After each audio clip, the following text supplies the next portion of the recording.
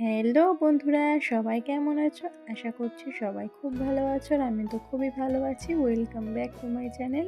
তো পৌষ মাস পড়ে গিয়েছে, পিঠের মৌসুম শুরু হয়ে গিয়েছে। তো আজ নিয়ে চলে এসেছি 2 প্যাকেট সুজি। আজ বলো তো সুজি দিয়ে আমি কি করতে চলেছি?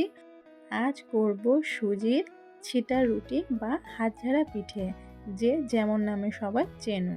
তো প্রথমে 2 প্যাকেট সুজি আমি এখানে নিয়ে নিয়েছি। একটা পাত্রে সুজিটাকে ঢেলে অল্প অল্প জল অ্যাড করে সুজিটাকে ভিজিয়ে দিলাম।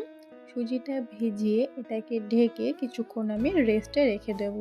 তারপরের প্রসেসটা আমরা শুরু করব। এটা রেস্ট কিছুক্ষণ হয়ে যাওয়ার পরে সুজির ঢাকাটা সরিয়ে আমি সুজিটা দেখে নিচ্ছি সুজিটা ভালো মতো ভেজেছে কিনা। দেখো তোমরা কতটা সুন্দরভাবে সুজিটা ফুলে গিয়েছে। আমি ভালো করে হাতের সাহায্যে সুজিটাকে ম্যাশ করে নিচ্ছি। আর এখানে অ্যাড করছি 1.5 চামচ পরিমাণে চিনি আর 1 চামচ পরিমাণে লবণ। সেগুলোকে দিয়েও আমি ভালো করে সুজিটাকে হাতের সাহায্যে ম্যাশ করে নিয়েছি।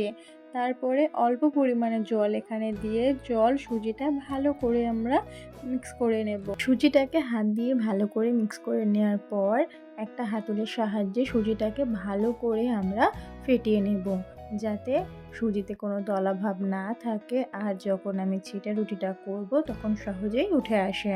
আর এদিকে আমি কড়াই বসিয়ে দিয়েছিলাম।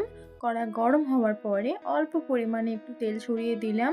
দেওয়ার পরে সুজিটা আরও একবার হাত দিয়ে একটু গুলে নিয়ে ছিটা রুটিটা বা হাত ঝাড়া পিঠেটা তৈরি করে নেব।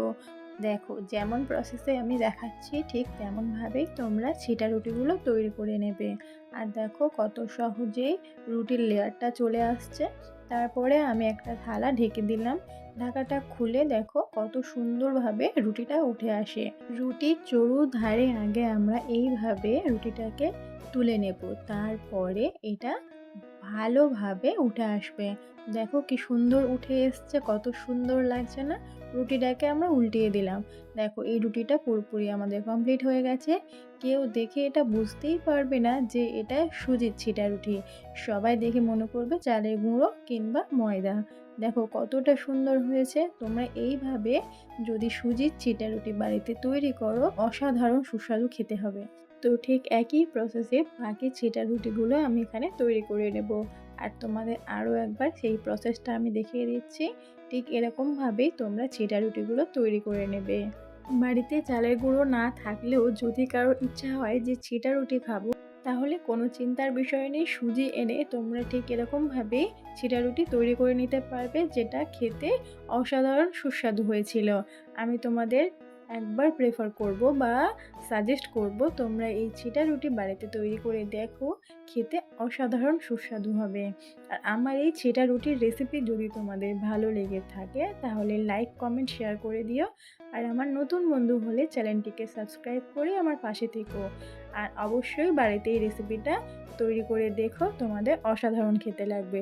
আর হ্যাঁ, অবশ্যই আমাকে কমেন্ট করো